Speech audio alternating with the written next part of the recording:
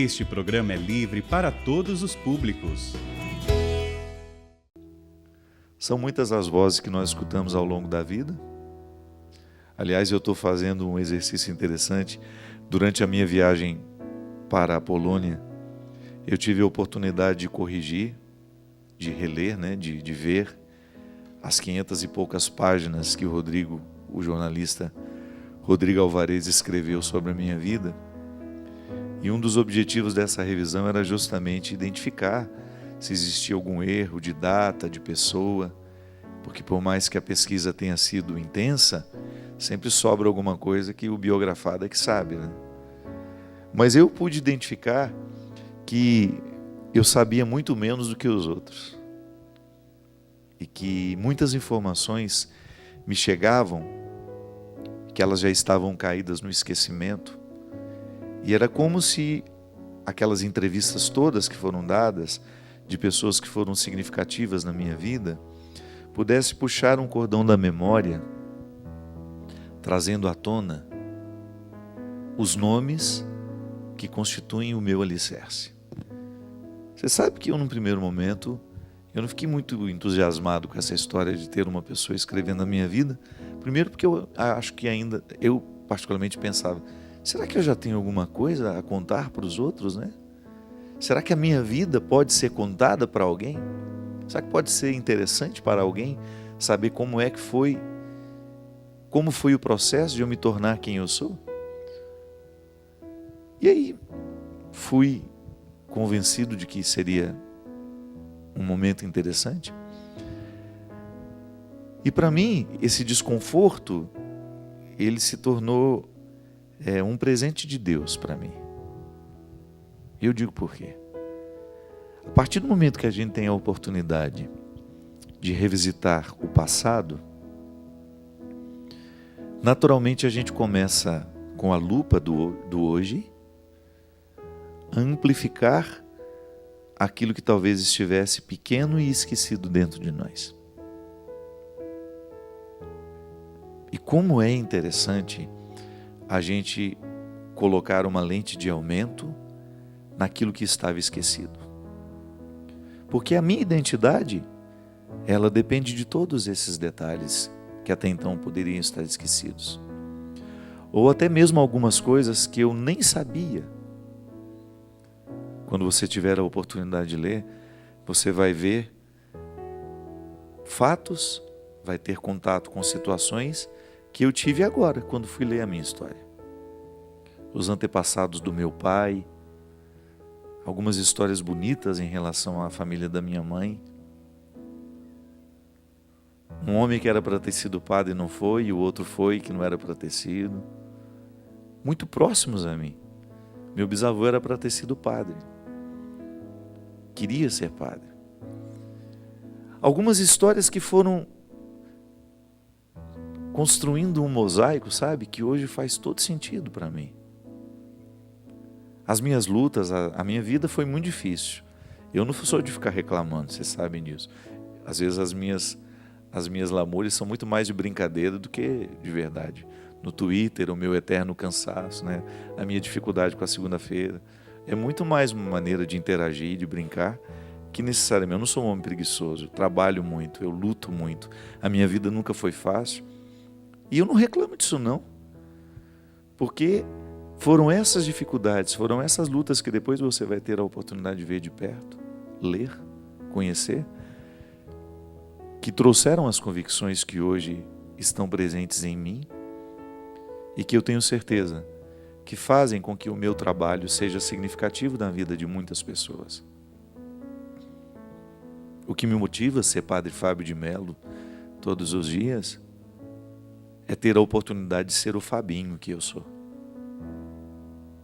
Graças a Deus não há separação. Em nenhum momento eu criei o personagem, não. O padre que vem aqui, que vai, que volta, é o mesmo que está lá nos bastidores. É o menino que eu luto para manter vivo, para curar e ser curado por ele. Aliás, essa oportunidade de ver a minha vida a partir dos olhos de outro, porque o Rodrigo é um homem muito inteligente, um pesquisador, um curioso. Ele me deu a oportunidade de me ver de um outro ângulo.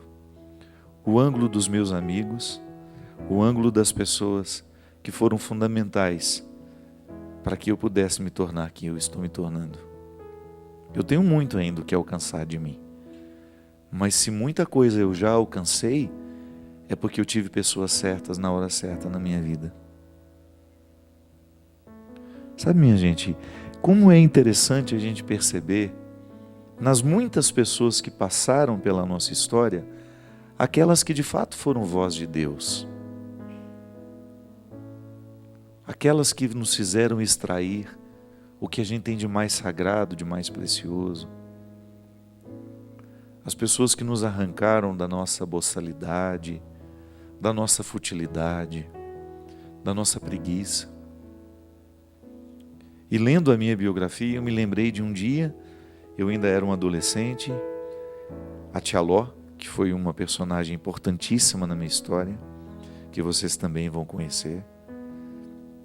Ela lavando roupa lá na casa dela, e eu sempre tive mania, sempre gostei de conversar com as pessoas mais velhas, muito embora eu fosse amigo de todos os filhos da tia Ló, que tinham a mesma idade que eu, não eram poucas as oportunidades em que eu fugia do grupo dos meus para ficar com ela, batendo papo, contando histórias e ouvindo. E me recordo como se fosse hoje, dela dizendo assim: você precisa ir embora daqui.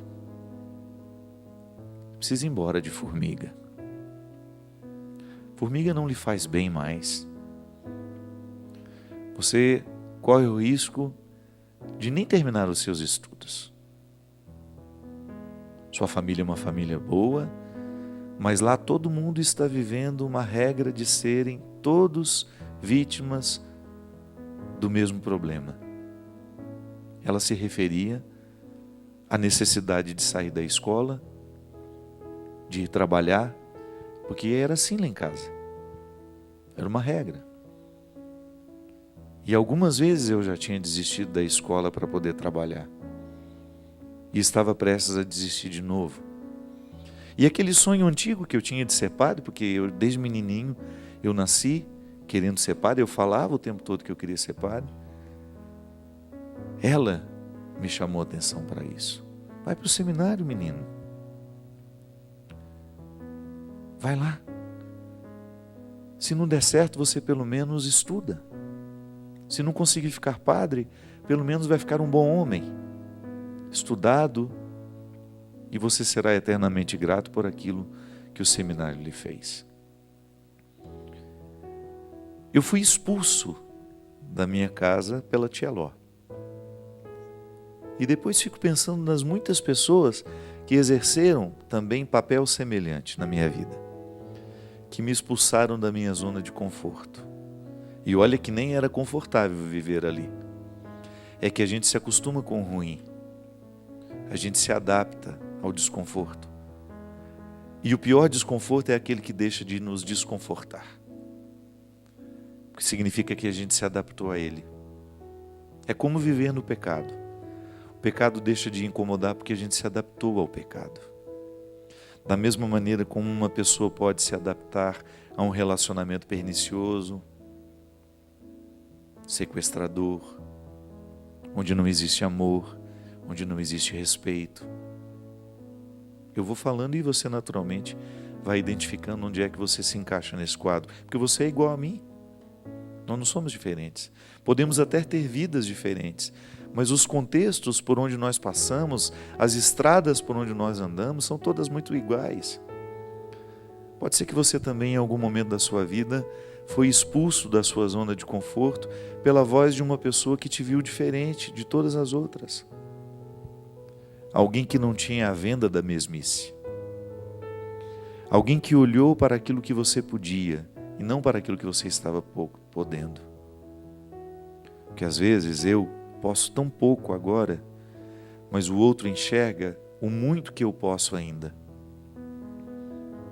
É diferente. Se eu me olho para o pouco que eu posso, eu jamais vou enxergar o muito que eu posso ainda. Era o que Jesus fazia com as pessoas. Jesus enxergava o muito que as pessoas ainda poderiam viver. E por isso ele não desprezava o pouco que elas podiam naquela hora. Na nossa vida é assim. São voz de Deus na nossa vida as pessoas que nos ajudam a enxergar o muito que ainda não podemos. As pessoas que não nos consideram no pouco que agora estamos podendo. E ao nos alçar deste contexto de tantas impossibilidades, nos faz desbravar os horizontes que sozinhos nós não poderíamos ter desbravado. E aí, a gente começa a identificar as pessoas que foram fundamentais na construção do nosso ser. Pessoas que interferiram na hora que nós precisávamos de uma intervenção. Eu estou falando e você certamente está pensando nas suas também. Nas pessoas que lhe expulsaram. Ou até mesmo pode dizer, o padre, já aconteceu comigo aqui através do programa Direção Espiritual. Quantas pessoas pela minha vida, pelas minhas andanças, eu tenho a oportunidade de ouvir esse testemunho? O programa, através daquilo que nós fazemos aqui, através da nossa proposta, expulsando as pessoas de seus acampamentos, expulsando as pessoas de seus claustros, expulsando as pessoas de suas escravidões, de seus cativeiros, até mesmo a mesmice do pensamento. Porque tem gente que se vê do mesmo jeito a vida inteira. Não acredita no novo que Deus ainda pode despertar nela. E é aí que a gente começa a morrer. Quando nós não nos abrimos ao novo. Eu fico pensando, o que será que teria sido de mim se eu não tivesse aceitado aquele desafio de ser expulso do lugar onde desconfortavelmente eu vivia desconfortável? O que teria sido de mim se eu não tivesse ouvido, ou se eu não tivesse tido aquela mulher que foi tão determinante na mudança dos meus dias, na mudança das minhas opções? Como Deus agiu através daquela mulher na minha história. Engraçado que eu sempre soube disso, mas agora, na leitura do livro, isso ficou ainda mais vivo dentro de mim. E me abre, sabe, uma consciência de que eu tenho que ser a mesma coisa na vida dos outros. É tão bom quando a gente vive para fazer isso. Ah, padre, mas eu não tenho a mesma vocação que o senhor. Mas você é humano. Você encontra muita gente todos os dias. Você também pode despertar esse desejo de ser melhor naquele que passa por você. Até dentro da nossa casa, com os nossos funcionários, né? Despertar neles o desejo de viver melhor. Naquele que passou pela nossa vida, talvez, numa fração de horas, numa convivência que a gente teve, numa conversa dentro do metrô, dentro do ônibus. Porque quando nós estamos imbuídos do Espírito evangélico, nós ficamos naturalmente atentos às pessoas que precisam ouvir o que nós podemos dizer. E nós não estamos inventando, nós aprendemos com Jesus. E você não precisa se sentir hipócrita por não conseguir viver o que você prega. Deus não precisa dessa coerência sua naquele momento em que Ele fala com o outro. Pode ser que você nunca mais o veja, mas a sua palavra fica gravada nele. E pode ser que essa palavra que você diz tanto para o outro, um dia você terá coragem de dizer a você também. Terá coragem de acreditar nela? Terá coragem de provocar a sua própria expulsão? Chega. Não posso mais viver da maneira como eu vivo. Eu preciso buscar a minha melhor parte. Eu não posso me acomodar a esse pouco que eu já achei de mim. Eu não posso me acomodar a essa miséria com a qual eu já me acostumei. Sabe, essa miséria existencial mesmo, que se expressa nos sentimentos e nos pensamentos. E depois vira atitude. Outro dia eu estava fazendo uma pregação e eu falava justamente isso. Foi até na peregrinação.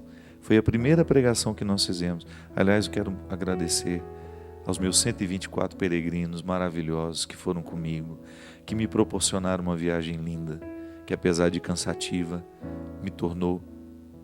me fez extremamente feliz durante esse tempo que nós ficamos juntos. No primeiro dia de pregação, eu falava justamente disso. O diabo, ele acessa-nos através do pensamento ou dos sentimentos. São as duas portas por onde ele costuma entrar. Me fazendo sentir ou me fazendo pensar.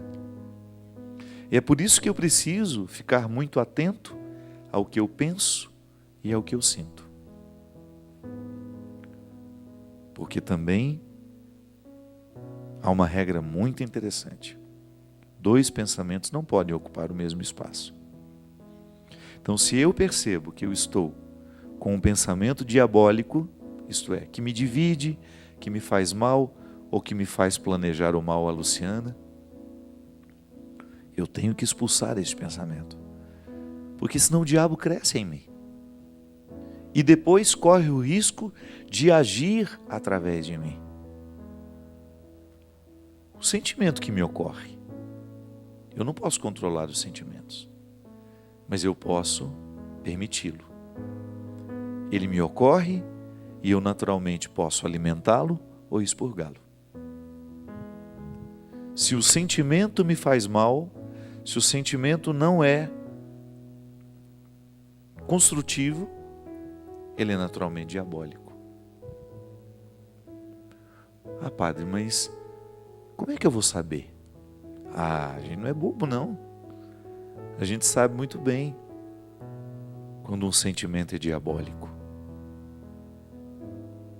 E se eu estou com os pensamentos e os sentimentos à disposição do diabo,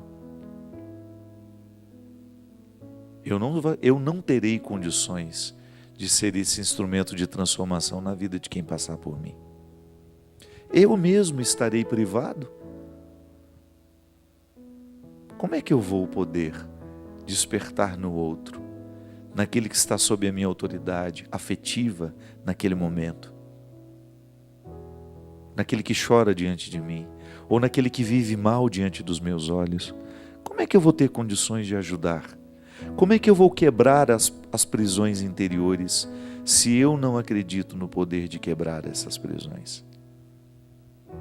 Como é que eu vou fazer o outro chegar à sua melhor versão, à sua melhor parte, se eu não estou vivendo essa mesma luta? Volto a dizer, pode ser que Deus se utilize até da minha incoerência. Se a minha palavra certa atingiu aquela pessoa e mesmo que eu não consiga viver isso, Deus faz e provoca o efeito a partir daquilo que eu disse. Mas não faz sentido, não é justo eu oferecer ao outro e ficar privado daquilo que eu estou oferecendo. E eu me alegro por poder identificar que eu tive muitas, mas muitas pessoas que representaram essa voz de Deus na minha vida. Vozes que me encorajaram e que me fizeram acreditar em tudo que eu acredito hoje. Eu gosto sempre de dizer, Deus para mim é natural. Nunca foi sobrenatural acreditar em Deus. Muito embora pedagogicamente a gente use essa linguagem. Ah, mas eu acredito em Deus de forma muito natural. Um Deus que me visita, que bate na minha porta, fala comigo, que me ama, que prepara uma omelete para mim, que me cerca de carinhos, que me cerca de atenção, que me dá ordens de expulsão também. que me diz, não está certo isso, não é bem assim, como a canção fala, que me puxa, que me diz o que eu preciso ouvir. É assim. Deus é natural na minha vida porque Ele decidiu ser natural e agir numa linguagem que eu entendo. Claro, há dimensões sobrenaturais dessa ação, que é aquilo que eu não posso entender, que é aquilo que eu não posso controlar. E eu já vi muitas manifestações sobrenaturais. Eu já vi muitos milagres que a minha razão não compreende. Já aconteceram na minha vida. Mas o que me faz acreditar nessa possibilidade de tornar o Evangelho o instrumental da minha transformação e na vida de quem passa por mim é justamente esse fato natural. É a oportunidade que eu tenho de olhar para o meu passado e de perceber quando foi que Deus interferiu na minha vida. Quando Ele abriu os meus mares, quando Ele quebrou as muralhas de Jericó, na minha Jericó. Quando foi que o Senhor fez chover o maná? Quando foi que Ele fez brotar a água da pedra? Muitas pessoas na minha vida representaram esses milagres todos que configuram na história do povo de Israel essa intervenção de Deus provocando a libertação. E os amigos que me levam à minha terra prometida. As pessoas que eu sei que não têm nem segundas nem terceiras intenções, que estão puras ao meu lado. São pecadores como eu, mas nas intenções querem o meu bem. Querem me levar à minha terra prometida. E é com esses que eu vou. Pode ser que você não tenha também uma biografia. São tão poucos os que são biografados. Mas você tem a sua história. Talvez muito mais interessante e significativa que a minha. Seja o seu biógrafo.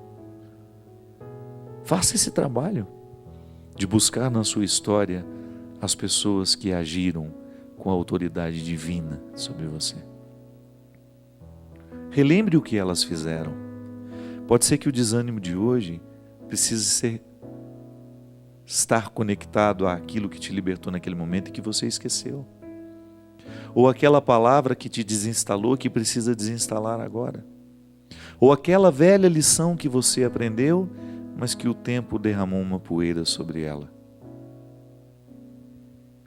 É importante demais a gente puxar o fio do novelo na nossa história, para a gente ter condições de compreender quem somos hoje e o que podemos hoje, para a gente fazer aquela pergunta: será que eu estou acostumado ao pouco que eu estou oferecendo a mim mesmo? E será que eu estou disposto a buscar este muito que Deus continua enxergando em mim? Eu espero que sim. Porque a vida, ela fica muito mais interessante, muito mais significativa, quando a gente se dispõe a buscar o muito que Deus enxerga em nós. Eu achei interessante aqui, o Dé Carvalho, que é lá de Betim, escreveu assim: Padre Fábio, hoje o senhor castigou na direção espiritual. Mandou bem, iluminado e chicoteador. Abraços sonoros, muito obrigado, querido. A Eline Lacerda Souza escreveu: Padre, boa noite. Eu não tive essa oportunidade de sair da minha zona de conforto. Eu não tive ninguém que me expulsasse. Você sabe, Eline, que esse é um grande problema. Muitas vezes nós ficamos privados do crescimento, do amadurecimento espiritual, ou até mesmo de mudanças fundamentais na nossa vida, porque nos faltaram as pessoas certas na hora certa. O Padre Zezinho tem uma expressão. Aliás, o Padre Zezinho é um dos homens que eu mais admiro na minha vida, enquanto um pregador, um homem que tem uma reflexão tão lúcida sobre as situações, de maneira muito especial sobre família, sobre relacionamentos, né? Ele sempre foi muito sábio na sua compreensão humana. E ele tem uma frase que eu sempre gostava, ele dizia: dizer a palavra certa, no momento certo, para a pessoa certa. É verdade. Às vezes nós ficamos privados da mudança porque nos faltou alguém que nos indicasse um caminho na hora certa. Que depois talvez pode ser que não dê tempo mais. A gente chega atrasado, passou aquela fase que o outro poderia realizar a mudança e a mudança não aconteceu. É como, por exemplo, receber um casamento, um conselho de um casamento que a gente sabe que vai dar errado. Quando você já percebe os indícios de que não há amor, de que há muito mais um sentimento de posse, uma neurose administrada, né? E aí ninguém ajuda a esclarecer isso na cabeça dos dois. E eles, imaturos, vão se casam. Às vezes falta alguém que naquele momento faça a intervenção. E às vezes o momento da intervenção ele é doloroso para quem faz e para quem recebe. E é por isso que a gente precisa ter o jeito certo de dizer, né? Para que o outro não compreenda a nossa intervenção como, enfim, não perceba apenas o aspecto desagradável da desinstalação. Porque ser desinstalado, gente, é ruim. É como se alguém dissesse para você: olha, nós vamos ter que mudar você desse quarto para o outro. Você já desfez a mala, já está tudo nos cabides, você já se acostumou com essas paredes, você já tem os seus objetos esparramados. Primeira coisa que você pensa é no trabalho que você vai ter de levantar esse acampamento para passar para outro lugar. Pode ser que você tenha uma natureza diferente da minha. Eu, por exemplo, fico com preguiça de imaginar essa mudança. Pode ser que você seja diferente e pense: que bom, eu gosto de mudar sempre. Mas o desinstalar afetivo, emocional, não é fácil. Por exemplo, quando nós perdemos uma pessoa, quando você precisa terminar um relacionamento, ou quando você precisa mudar aquele relacionamento, que não significa terminar, mas significa mudar. De repente existia intimidade demais e você percebeu que aquela pessoa não estava usando o que ela sabia de você com responsabilidade, então você precisou fechar um pouco as portas. Isso também acontece. Não é que você rompe com o outro, você modifica. Isso desinstala. Isso é desconfortável. E às vezes nos falta a sabedoria de compreender o próprio processo. A gente acha que aqui o sofrimento do estar desinstalado vai ser definitivo, né? Não é. Não será definitivo. Você passa a mão na cabeça, o sofrimento e a luta, e você só vê isso. Não. Há uma libertação depois. Há uma mudança depois. Você acha que foi fácil para mim ir para o seminário? Deixar a minha estrutura de vida? Volto a dizer, por mais desconfortável que fosse. Gente, há desconfortos que a gente só identifica depois que a gente sai deles. Um tempo depois você olha para aquilo e fala: meu Deus, como é que eu dava conta de viver daquela forma? Nós gravamos hoje um programa muito especial com a doutora Gisela Savioli. Ela veio falar do livro novo dela, que fala justamente mudança de hábitos. Hábitos que nos adoecem para hábitos que nos fazem viver. Hábitos que nos trazem saúde. Mas é fácil mudar? Não. Porque é desconfortável mudar. O ser humano tende a se acomodar, inclusive àquilo que o faz mal. Quantas vezes na minha vida, inclusive, fatos que me levaram a escrever o livro Quem Me Roubou de Mim. O livro Quem Me Roubou de Mim é uma sequência de histórias de pessoas que se acostumaram com a escravidão e que de repente perceberam que estavam morrendo. Não no corpo, mas uma morte emocional. Estavam perdendo a alegria, estavam perdendo a satisfação.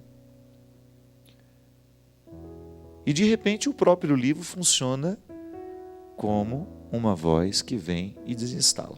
Eu sempre gosto de ler textos que me desinstalam, que provoquem em mim a minha capacidade de pensar e de refletir. Aliás, a religião é isso, né? Religião é isso.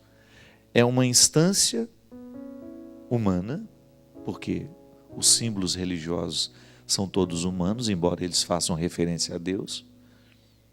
São textos de realidades humanas que nos ajudam a pensar a nossa vida. E esse pensar a nossa vida tem de ser o exercício diário.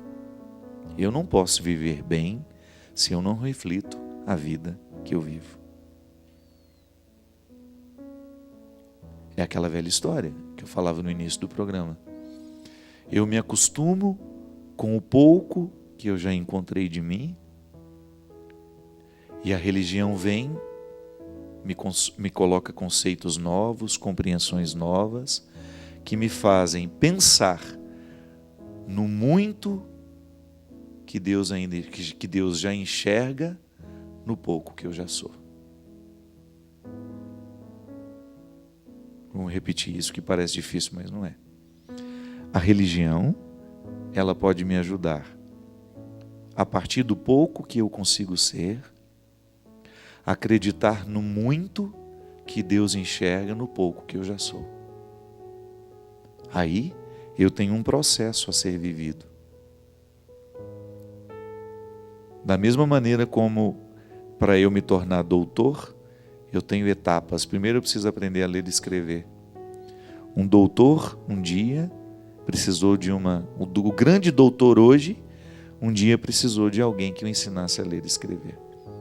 Aliás, nessa emoção imensa, que foi um grande presente, que o programa do Caldeirão do Hulk me deu, uma homenagem lindíssima, muito respeitosa, né? Primeiro porque o Luciano é meu amigo, ficamos amigos de uma forma muito especial numa missa. Ficamos especiais, a Angélica é muito católica, a família viveu um acidente terrível, né, e saíram todos vivos. E aquilo mudou a estrutura daquela casa, mudou a estrutura daquela família. E eu fiquei amigo deles neste momento. E, pelo carinho que ele tem comigo, me proporcionou um programa que reconstruiu aquilo que eu considero o divisor de águas na minha vida. Foi a minha escola. A oportunidade que eu tive de aprender a ler e escrever, e de depois, dentro daquela escola, descobrir a biblioteca que abriu a minha mente. Agora, foi bom ir para a escola? Não. Eu sinto até hoje o frio na barriga daqueles primeiros dias. Tenho pavor de escola até hoje. Eu vejo um lápis bicolor, me dá até um arrepio, de tanto pavor que eu tinha daquele lápis. Sabe aquele de um lado era azul, do outro lado era vermelho? Eu tenho pavor daquele lápis. Tudo que me lembra a escola me dá frio na barriga. Mas eu precisei viver, cara. E sei que foi a experiência mais desconfortável, porque foi a primeira vez que eu fui expulso da minha casa, foi a primeira vez que eu fui desonerado, que eu precisei ir viver um mundo que não era o meu. Mas, por outro lado, aquela primeira expulsão, depois as de muitas outras, foram fundamentais para as mudanças que Deus fez na minha vida. Sabe, minha gente, nesse mundo que prega tanto a mesmice, neste mundo que está acostumado a passar a mão na nossa cabeça, a retirar a nossa autoridade como pai e mãe, ou a nos fazer pensar que a amizade ela só tem sentido se for para a gente se divertir juntos, vai ficando cada vez mais difícil a gente ser desinstalado. E esse problema que a Eline diz aqui, de que não teve alguém que a desinstalasse na hora certa, pode ser.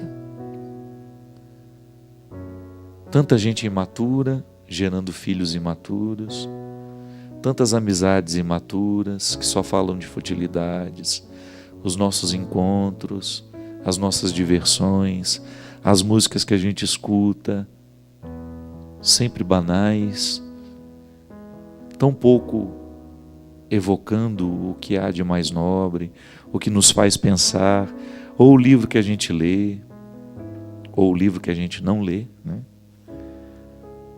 Tudo muito superficial, tudo especialmente superficial preparado para nós. Vai ficando difícil a gente ser expulso. Nós vamos ficando acomodados. E é por isso que nós precisamos quebrar essa regra. Porque não dá para amadurecer, não dá para crescer sob essa regra. O amadurecimento ele só será possível aos que estiverem dispostos a viverem a expulsão. Permita ser expulso daquilo que você considera hoje como uma acomodação. Ou então, pelo menos, se permita questionar se o lugar que hoje você está é o seu lugar. Ah, padre, mas é tão desconfortável recomeçar. Ah, eu não vou mexer não, deixa quieto. Não. Essa vida é preciosa demais, ela é única para você gastar num papel que não lhe cabe.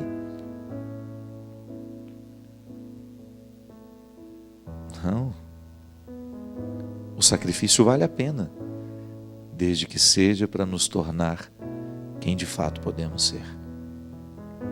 Aí todo sacrifício será bem-vindo, se for para nos tornar quem nós podemos ser. O pouco que você é agora, tornar o muito que Deus já enxerga. Que Deus derrame sobre nós a bênção e a proteção do céu, do Deus Todo-Poderoso, Pai, Filho e Espírito Santo.